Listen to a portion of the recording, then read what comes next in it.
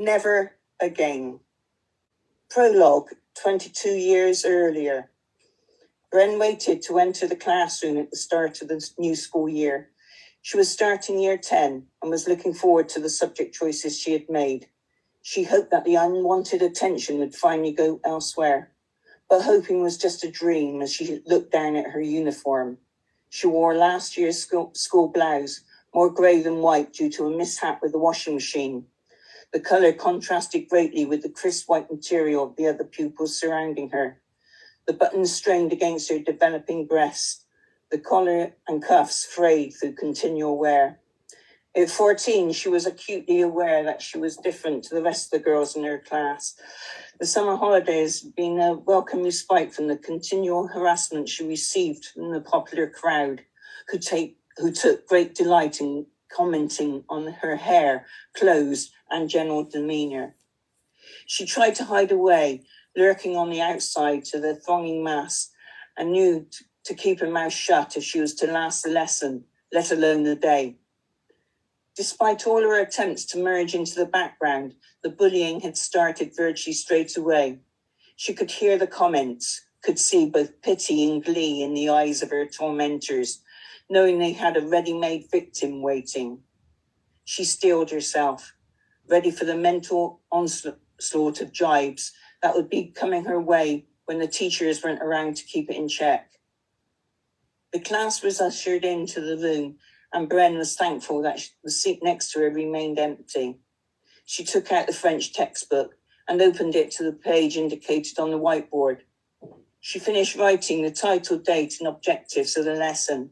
She placed the pen on the table and waited. The classroom door reopened, and the head of year escorted a new girl into the room. The head of year spoke quickly to the French teacher and left. Bren looked at the girl standing at the front of the class. She has short, spiky hair, and a barely perceptible streak of burgundy in it caught the light. She wore the school uniform as a challenge, with Doc Martens on her feet, skinny black trousers, and a blouse undone more than the regulatory 2 buttons covering a black t-shirt underneath. Bren wished she had the girl's confidence as she stood with her hands on her hips. The girl eyed the other students, daring anyone even to look at her funny, let alone comment. Bren noticed the French teacher pointed at the spare chair next to her, and Bren allowed a quiet groan to escape. As the girl pulled out the chair, Bren overcome her reticence and welcomed. "Hi, I'm Bren." "Rachel," was the curt reply, but straight away the girl gave her a winsome smile. A sense of awkwardness overshadowed them as shyness took over. They worked through the lesson with barely a word spoken.